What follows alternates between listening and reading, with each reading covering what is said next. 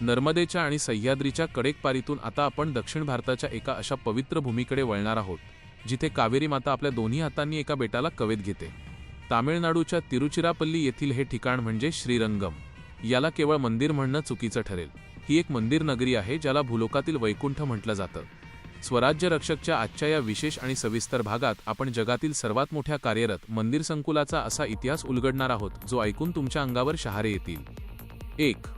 पौराणिक वारसा आणि महात्म्य. श्रीरंगमचा इतिहास मानवी काळाच्या पलीकडचा मानला जातो. पौराणिक कथांनुसार येथील भगवान रंगनाथांची मूर्ती साक्षात ब्रह्मदेवांनी इक्ष्वाकू वंशाच्या राजांना दिली होती. पुढे प्रभू श्रीरामांनी रावणाचा वध केल्यानंतर ही मूर्ती विभीषणाला भेट दिली. विभीषण जेव्हा ही मूर्ती घेऊन लंकेला चालला होता, तेव्हा कावेरीच्या तीरावर त्याने ती जमिनीवर ठेवली आणि ती तिथेच स्थिर झाली. तेव्हापासून भगवान रंगनाथ या कावेरीच्या बेटावर दक्षिण दिशेला म्हणजेच लंकेकडे तोंड करून विश्राम करत आहेत, अशी मान्यता आहे. 2. वास्तुकलेचे अद्भुत आश्चर्य. 156 एकरच्या विस्तीर्ण परिसरात पसरलेलं हे मंदिर स्थापत्यशास्त्राचा एक चमत्कार आहे. हे मंदिर 7 अवाढव्य तटबंदींच्या एन्क्लोजर्स आत वसलेलं आहे.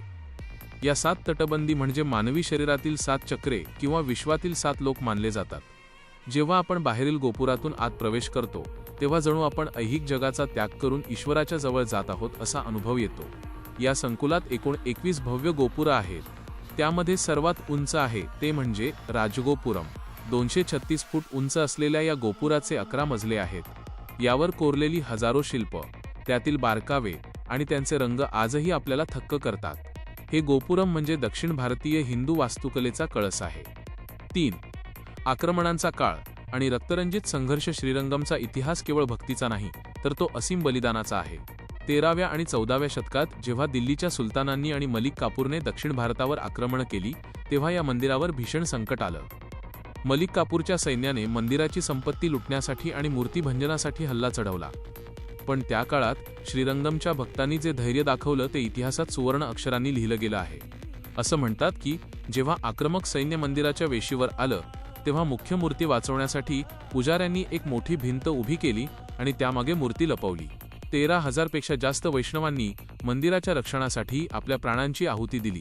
पिल्लई लोकमाचार्यासारख्या महान संतांनी वयाच्या 95व्या वर्षी भगवंताची मूर्ती एका पालखीत ठेवून ती आक्रमकांपासून वाचवण्यासाठी अनेक वर्ष जंगलात आणि डोंगरात वनवास भोगला. ही मूर्ती मदुराई, केरळ आणि अगदी तिरुपतीपर्यंत फिरवली गेली, पण आक्रमकांच्या हाती लागली नाही. हा संघर्ष आपल्याला आठवण करून देतो की आज आपण जी मंदिरं पाहतोय ती आपल्या पूर्वजांच्या रक्ताने सिंचलेली आहेत. 4. विजयनगर आणि मराठ्यांचे सुवर्ण योगदान. अंधकारमय काळानंतर विजयनगर साम्राज्याने या मंदिराला पुन्हा वैभव प्राप्त करून दिलं. पण या मंदिराच्या जतन आणि संवर्धनात आपल्या मराठा साम्राज्याचा वाटा अत्यंत महत्त्वाचा आहे. छत्रपती शिवाजी महाराजांनी जेव्हा दक्षिण दिग्विजय मोहीम काढली, तेव्हा त्यांनी या भागातील हिंदू संस्कृतीला नवसंजीवनी दिली. पुढे तंजावरच्या मराठा राजवटीत व्यंकोजी राजे आणि त्यांच्या वारसांनी श्रीरंगम मंदिराला आपलं कुलदैवत मानलं. तंजावरच्या मराठा राजांनी मंदिराच्या नित्यपूजेसाठी हजारो एकर जमीन दान दिली. मंदिराच्या दुरुस्तीसाठी आणि गोपुरांच्या बांधकामासाठी मराठा खजिन्यातून मोठी मदत दिली गेली. आजही मंदिराच्या अनेक शिलालेखांवर मराठा राजांच्या दातृत्वाचा उल्लेख आढळतो.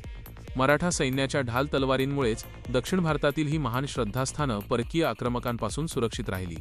मराठ्यांनी केवळ महाराष्ट्रच नाही, तर दक्षिण भारतही आपल्या संस्कृतीच्या रक्षणासाठी पिंजून काढला होता, हे श्रीरंगम पाहिल्यावर प्रकर्षाने जाणवतं. 5. मंदिरातील प्रेक्षणीय स्थळे. शिल्पकलेचा खजिना. मंदिराच्या आत गेल्यावर आपल्याला 1000 खांबांचा मंडप पाहायला मिळतो. येथील शेषराय मंडप हा शिल्पकलेचा परमोच्च बिंदू आहे. यामध्ये एकाच दगडातून कोरलेले उधळलेले घोडे आणि त्यावर बसलेले योद्धे इतके जिवंत वाटतात की जणू काही ते आता युद्धाच्या मैदानात धाव घेतील. या शिल्पांमध्ये घोड्यांच्या शिरा, त्यांचे स्नायू आणि योद्ध्यांची शस्त्र अत्यंत बारकाईने दाखवली आहेत. हे कोरीव काम विजयनगर आणि मराठाकालीन युद्ध संस्कृतीचं दर्शन घडवतं. याशिवाय मंदिराच्या परिसरात गरुड मंडप आहे, जिथे गरुडाची विशाल मूर्ती बसलेली आहे. तसेच धन्वंतरी मंदिर आहे, जिथे आजही प्राचीन आयुर्वेदिक पद्धतीचे औषध दिले जाते. हे मंदिर सिद्ध करतं की आपली संस्कृती केवळ धर्मावर नाही, तर विज्ञानावरही आधारित होती. 6. कावेरीचे महत्त्व आणि विज्ञान. कावेरी नदीच्या 2 प्रवाहांच्या मध्ये वसलेलं हे मंदिर जलव्यवस्थापनाचा वॉटर मॅनेजमेंट उत्तम नमुना आहे. हजारो वर्षांपूर्वी बांधलेली इथली ड्रेनेज सिस्टीम आजही उत्तमरित्या काम करते. कावेरीच्या पुरापासून मंदिराचे रक्षण करण्यासाठी जी तटबंदी बांधली आहे, ती त्या काळच्या इंजिनिअरिंगचं मोठं यश आहे. 7. निष्कर्ष आणि संदेश श्रीरंगम हे केवळ एक तीर्थक्षेत्र नाही, तर ते हिंदू धर्माच्या पुनरुत्थानाचं प्रतीक आहे. अनेक आक्रमणे सोसूनही हे मंदिर आजही तितक्याच दिमाखात उभं आहे. याचं कारण आपल्या पूर्वजांची अढळ श्रद्धा आणि मराठ्यांसारख्या महान योद्धांनी दिलेलं संरक्षण हेच आहे.